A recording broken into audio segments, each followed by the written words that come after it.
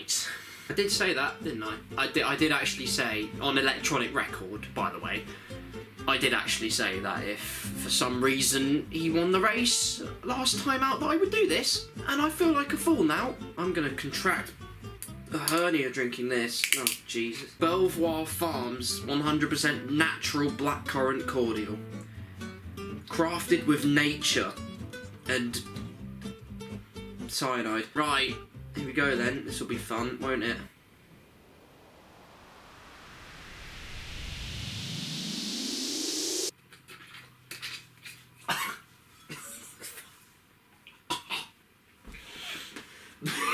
That's a bit strong. Oh, this is why they put water with it. This is why they dilute this. Right, hi everyone. We live here. How are you doing? Just tell me, how are you doing? Wow, that's great. Anyway, oh god, my eyes. Alright, what happened? What happened last time out? My synapses are fried and there's hairs on my eyeballs. But we went to Miami last time out. Our second time in the Formula 1 calendar. We've been there. Second time in Ribena Racing's history that they've been there. But in this case, it couldn't have gone any better for them. Ribena Racing took top honours in Miami. The fairy tale written and signed, sealed and delivered with a bit of wet weather magic. It was a safety car that proved the inspired decision time for Karl Peranic to come in, fit the intermediate tyres on, and even if he lost all those positions despite being in first anyway, he regained them and extended his lead further to take his and Ribena Racing's first ever win in Formula 1. Normally the sport of Formula 1 is on such high alert that you really have to wonder why the rest of the teams didn't follow suit. It's a question that I will never know the answer to, just like why I drank straight cordial without actually thinking about it. Was there anyone that particularly suffered in Miami? Well, not really. Just Red Bull, really. Just Red Bull. Before the start of the season, Christian Horner was quoted as saying, well, realistically, we've got a car that's equivalent to Saturn V in terms of raw speed. So if anything, we'll be winning every race this season by about 65 laps. The second part of his statement was already wrong, and the first part has just been proved wrong. And it could be proved wrong again, with someone as fledgling and low down the pecking order as Ribena Racing. There is every possible chance that another team can take top honours as we go on throughout this season. It's not all set in stone for Red Bull, and it definitely wasn't set in stone for Alpine or Esteban Ocon. Deciding that full throttle out of the slowest part of the track in wet conditions was a smart idea. This is why I've worn this t-shirt today. It's white, just like the flag Ocon waved towards the end of last race.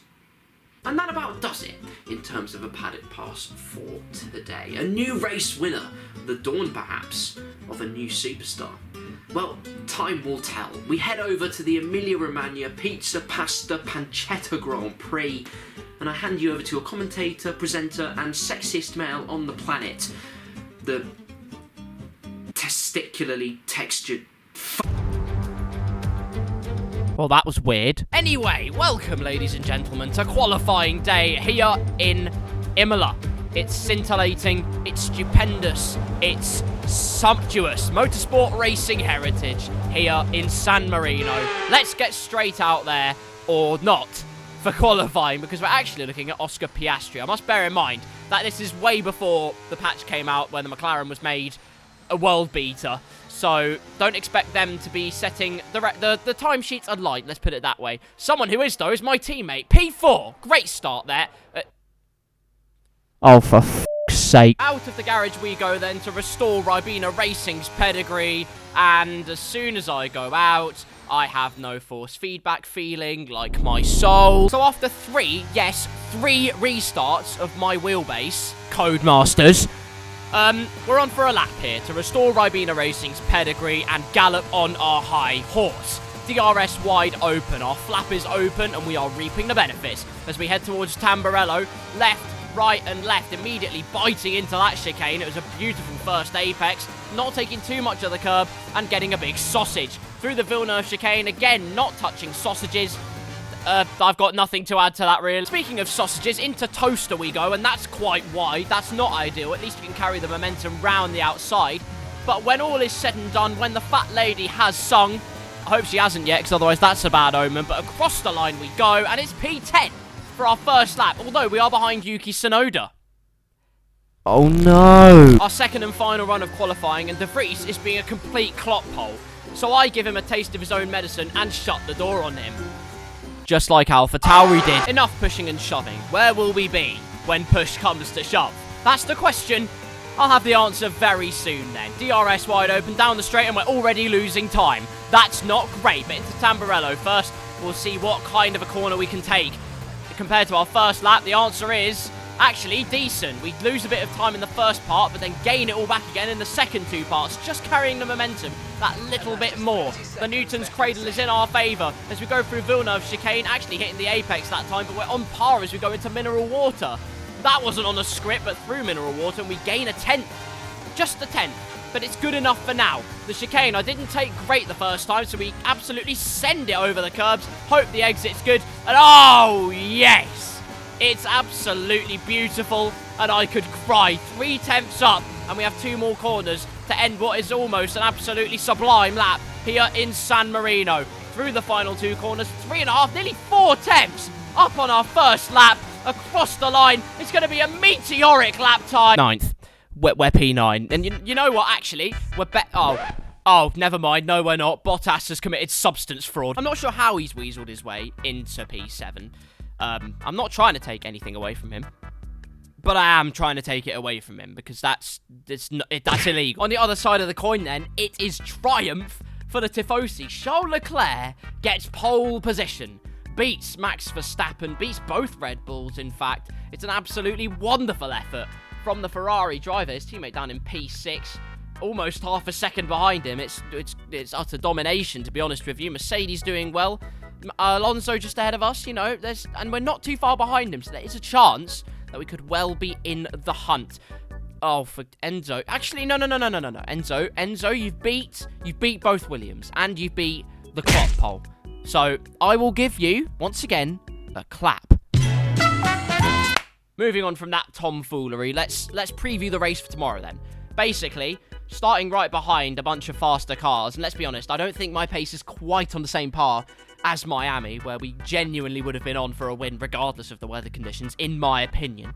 As Will said, it's a 35% race, once again, so inevitably it will be a one-stop, but crucially, the AI do love to battle around here, and when they battle very hard indeed. And I like it nice and hard. So, using that eventuality, we are hopefully going to capitalise on the AI, making mistakes, battling too hard, and that will bring us into the fray. Will the script play out just as I've written it?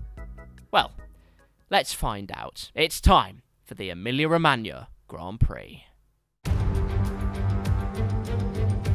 Imola, or to give it its full title, the International Autodrome of Enzo and Dino Ferrari. Enzo, one of the most evocative team creators in history. This place is named for their legacy, and it's a beautiful tribute. Let's run you through the driver grid order for today's exciting race. Charles Leclerc lines up on pole position, and Max Verstappen lines up alongside. Moving on to the rest of the grid, we have Russell, Perez, Hamilton, Sainz, Bottas, Fernando Alonso, Grim Reaper, Norris, Ocon, Tsunoda, Joe, Magnussen, Oscar Piastri, Hulkenberg, Stroll, Fittipaldi, Albon, De Vries, Sargent, and Pierre Gasly picks up the final grid slot today. It's almost time for those 5 red lights to go out then. Let's see who can prevail today. Alongside me once again for coverage of today's race, it's none other than the great Anthony Davidson. Now, can I get your take on Max Verstappen? Joined once again by Anthony Davidson in the commentary box. And they've suffered a grid penalty due to taking a new engine. It could mean a tough race in store. But on the bright side, at least those fresh components can help them maintain the power they need to come through the pack. I expect to see them take a more aggressive approach today to make up for the compromised start.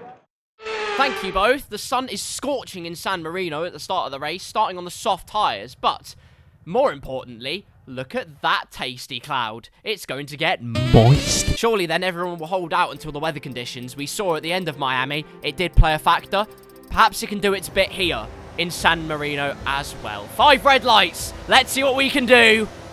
Lights out and away we go for San Marino, and Alonso's crashed straight away into the back of his compatriot Carlos Sainz. Safety car deployed immediately.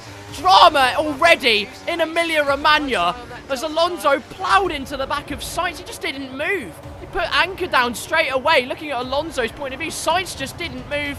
Front right sheared clean off, and there's carnage behind him as well as everyone else backs up. My teammate, in all the confusion, manages to weasel his way into P17, so great news for him. Keeps ahead of the clock pole, so that's great. Unfortunately for Alonso, it's not so great, and already for us, that is 2 positions gained as Sainz, like I said, dropped anchor. We're staying behind Valtteri Bottas, who of course capitalised from all of that mayhem. But straight away, drama then in Imola, and there's no point seeing the safety car, so let's skip forwards onto the end of lap number 2. Safety car came in almost instantaneously, and it's because the pack is all nice and bunched up. We gave Bottas a nice smooch on his rear end because we're feeling a bit fruity, and we're going to see if we can get Bottas on this restart then. Here we go then. Safety car is in. Let's see what we can do. The answer is get an illegal overtake, and Bottas has absolutely rinsed us. And now we have to worry about Sainz behind, but we are making the Energizer Bunny put himself in a coma, to be honest with you, as we enter Tamburello on the 3rd lap of this race then. The Ferrari of Charles Leclerc still leads this race, by the way, so fantastic news for the Tifosi. We're having to defend almost briefly from Sainz, but the momentum was not in his favour, and we do manage to keep P7 then, as the cars line astern through Tosa, and we're trying to find any avenue now to try and get past Bottas. Of course, he's on the mediums, we are on the softs. We have grippier rubber, and that makes us pretty cool. As we exit out of the chicane, get a great exit deploying the battery. Bottas is not doing so, and momentum is absolutely in our favour. Round the outside, brake as late as you dare, and before we even reach the apex, we are well ahead of the Alfa Romeo, and up into P6 we go. But immediately Mercedes and co have flown away. Leclerc with the fastest lap of the race, but crucially, like I said, battling makes things very interesting, and we are keeping up with Hamilton and Russell behind. Mercedes are looking a tiny bit vulnerable here, and that is very interesting news indeed. Meanwhile behind, there's Carlos Sainz, the man who dropped anchor, who turned into a slug for a brief moment, has now become a serpentine and is striking when it matters most. Down the inside of Bottas through Tamburello, and oh no! Oh, good grief, Sainz has lost his front wing end plate on the Alfa Romeo car on the second part of Tamburello, and Bottas will keep his position as a result. No front end grip purchase at all. Look at this again on the replay. Just got too close for comfort. Bottas actually washed out a bit wide. Sainz really was a passenger there as he had momentum in his favour, but it's no consolation what I think of the incident, because either way, he is in for a hard-on and a new nose. Sorry, Voldemort. Straight on to lap number 5 then. As you can see, we are just on the coattails of Hamilton's DRS. We are really hanging on for dear life here as the front 5 begin to get away. It's in fact the Red Bull that's taken the lead, and that makes the Tifosi, well, get their truncheons out, to be honest with you.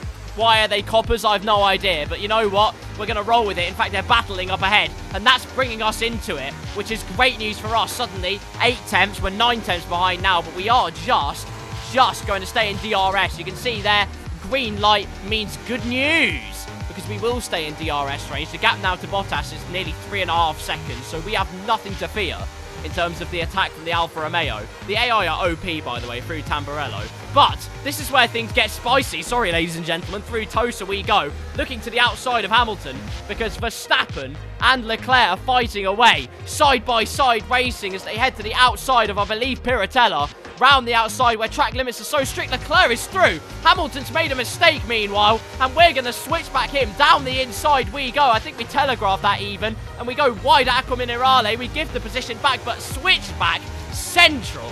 Absolutely sumptuous stuff there on the Mercedes. And up to P5 now, my excitement is covered by the fact that, well, we've done this before. It's not an uncommon occurrence. In Miami, we dared to dream and wrote our fairy tale. Our first win of the season, and fastest lap as well. We were indomitable. that race. Impenetrable.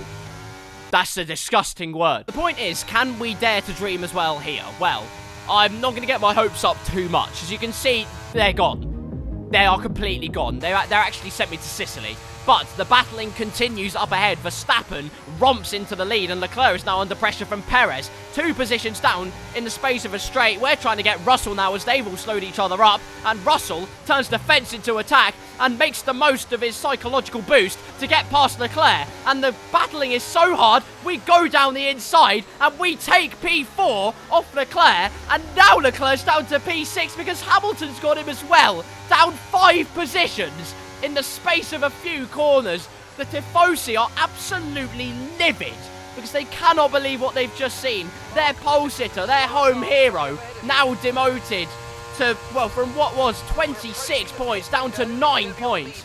It's absolutely, it's nightmare fuel for the Tifosi, but we just need to keep on hanging on to Russell and see if we can do any damage to him. Maybe emotional damage, but that would probably break YouTube's TOS. Oh, Jesus! Hamilton's on our outside at the Villeneuve chicane. We pinch him into the apex, keep it within track limits, and we weather the storm from the most successful driver statistically in Formula 1. Fantastic stuff, and now we just need to keep whittling away. Hamilton behind you now. Okay, the gap is less than a second. Okay, they're on old softs. Their tyres are 8 laps old. We think they've got 1 more stop. Time last lap was a 1:17.6. Just checking on my Brit buddy, Lewis Hamilton. I might actually jump off a cliff after saying that. I was checking to see if he had damage because we had a fair bit of contact during our battles, and I was making sure I hadn't been too much of a dirty man. Into the Villeneuve chicane then, lap number 10. We're trying to chase the front 3 down. Must be a miracle on the horizon. Oh. Not a moment too soon. The weather condition that guaranteed our success path in Miami has returned once again to rear its ugly head for most of the grid, but to give us potentially another fairy tale here in San Marino. As the track gets greasier and greasier, then we've actually got back into DRS range of George Russell as what Verstappen pits. Verstappen in the pits, and Hamilton, and okay, well, I mean, well, surely they're not going on to dries because it must be an early intermediate because it would be foolish to. Oh my god, never mind. Oh no, call it a clown show. These 3 have bought the whole circus and done a world tour. They have all gone onto medium tyres when the rain has started to come down and the track is getting worse and worse all the time. There is no way Verstappen, Leclerc and Hamilton have thrown away any chance of big points or a win. Well, let alone a win. They've thrown away any hopes of having a good result at Imola. What a turn of events. Verstappen out on mediums then. My teammate's up to 11th. Unbelievable. Go on, Enzo. Maybe your first points in Formula 1 if you play your cards right. We've actually gone outside of a second. We're sliding about horribly now on this track. You would think it's time to come into the pits and fit a set of inters, but I'm doing what these 2 do in front of me. They're both on soft as well, and they're actually holding out as Russell will actually try and make a move here on the Red Bull. He's actually going to try it. Russell then down the inside with DRS. Doesn't even need to be alongside as he gets to the apex. The Mercedes man breezes past Sergio Perez and takes P1 in this race. It could well be a new winner at the Emilia-Romagna track. George Russell could make Mercedes a very happy team indeed. During the course of this lap, actually, we've managed to catch up quite a bit. And as you can see, once again, they don't come into the pits. We're still biding our time for the conditions to get even worse. Surely at the end of this lap, it will be the case, and we will come into the pits. Meanwhile, there's us going wiser than your mum. Not ideal, but end of lap number 14 this is now. We really had to weather the storm, quite literally, in order to get the prime opportunity to fit the intermediates on. So, into the pits we go. Russell and co. Onto the inters. Russell actually doesn't overthrow Perez. Perez jumps Russell in the pit lane. Once again, normal services resume for the Red Bull team. We have a comfortable pit stop. And away we go. Enzo's in as well, actually. Perfect timing. I'm losing fluid to my throat. Hell, my voice might be breaking, but my spirits sure aren't. 2.5 second pit stop.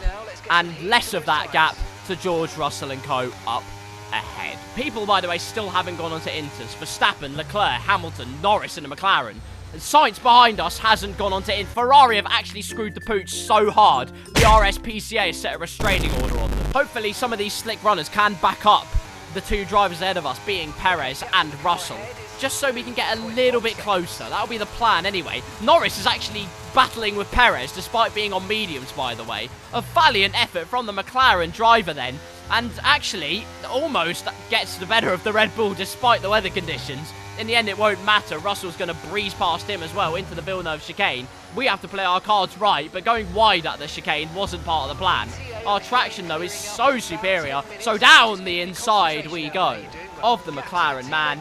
Easy as you like, and up into P5 now in this Grand Prix, almost regaining our rightful position in this race of P3. It is still Max Verstappen and Charles Leclerc that haven't stopped, and it means Perez actually can't get past. They're single file through Aqua Minerale, and this is terrible news for the Mexican maestro, who is hoping he can get straight past and actually is scamper away, but the more he tries to battle, the more time he's losing out. And into this chicane, that's the one place on the track you don't want to battle, the one place on the track when you're on intermediates compared to slicks that you don't want to be stuck behind someone. And here we are, right on the coattails of George Russell. We're going to send it down the inside of the Mercedes driver. Leclerc is holding Perez up so much here. A favour the Monegasque man is giving to us. The Mexican maestro is seething inside that cockpit, and with a bit of ERS, we are alongside the Red Bull driver here to potentially take the lead of the Grand Prix down towards the first corner.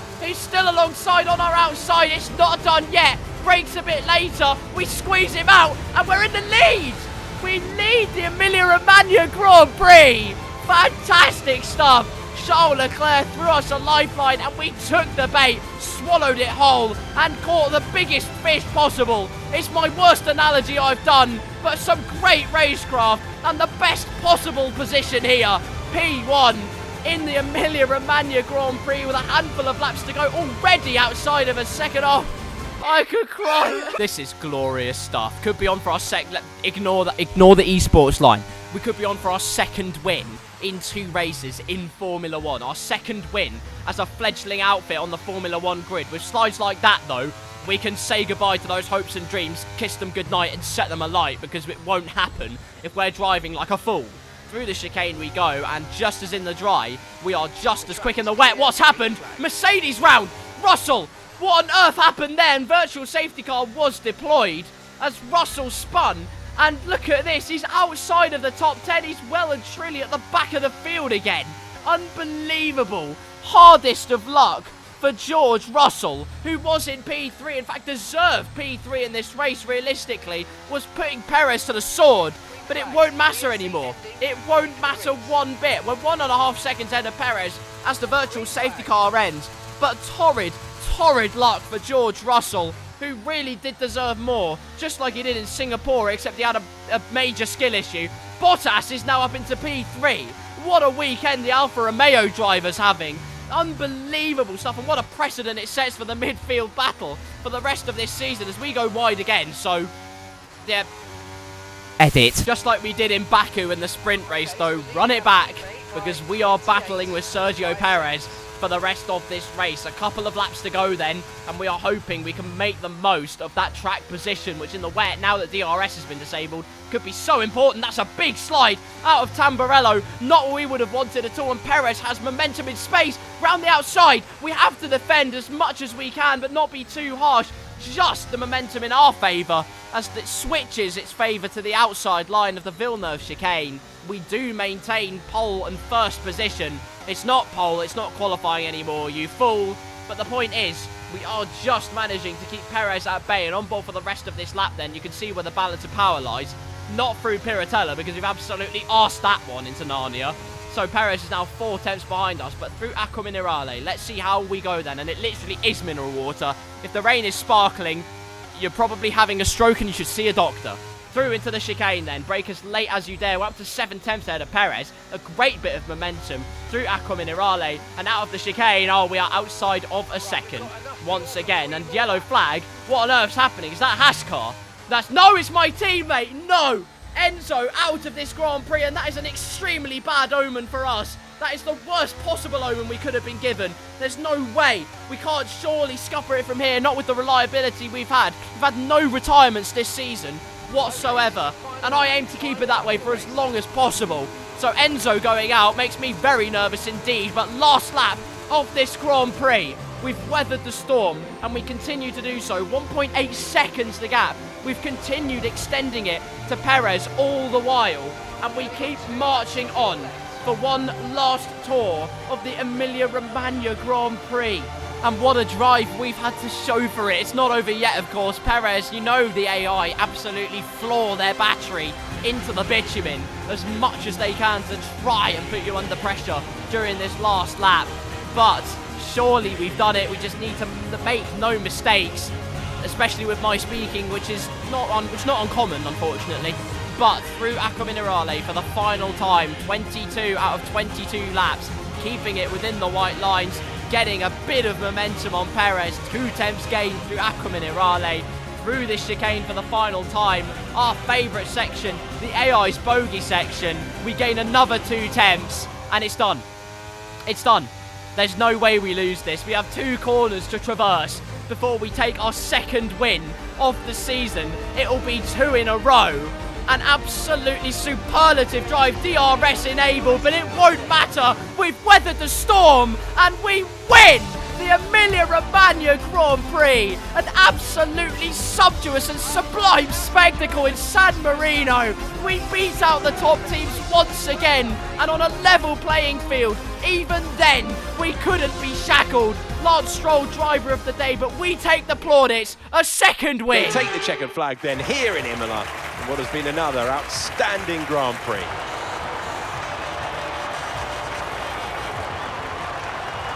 And talk to me. What do you think it was that sealed the win for them? I think the key here was just the quality of the racecraft, you know? I mean, how many overtakes did they make overall? I'm sure we have a stat person keeping score somewhere, and it was fantastic to watch, wasn't it? This is a strategic sport at the end of the day, but it's always really gratifying to see close-fought battles on track. It's what all the fans are after. Welcome then to the podium, our top 3 drivers. What a great effort from them today in a very difficult race. Hello everyone, Captain Smug here. 2 wins in 2 races, and by the way, I forgot to say it completely. Congratulations, well, firstly to me. Now that my ego's soaked in, congratulations to Valtteri Bottas. My God, what a drive that was, as the top teams made mistakes. He didn't, his Alfa Romeo team didn't. He kept it all under control this race and has a podium to show for it. Fantastic from the Alfa Romeo driver. We drink sweet nothings, we clink the bottles, and as we drink our Sprite Zero, that is all she wrote. What a fantastic race here in Emilia-Romagna. P1, an absolutely fantastic drive, a fantastic weekend on the whole. P9 on the grid, and we beat out Sergio Perez on merit, on pure pace. We actually beat him out in those wet conditions. Credit again to Valtteri Bottas, but not only that, credit to Ocon, credit to Stroll actually. I didn't realise he started 17th. That burp speak basically meant Lance was doing a very good job, and that's all you need to know. Verstappen did well to recover despite his and Red Bull's cognitive defects, up to P6. Magnussen, great job as well. Tsunoda, fantastic result for him and AlphaTauri, getting points on the board, 4 points for the team. Piastri claiming 2 points. Leclerc, guttingly for him and the Tifosi, that all turned out through the sun and the rain. We're just brought pure pain. 10th place, and I'm going to ignore Enzo's result because it makes me feel a lot better. Russell ended up 19th, by the way. Shocking result for him.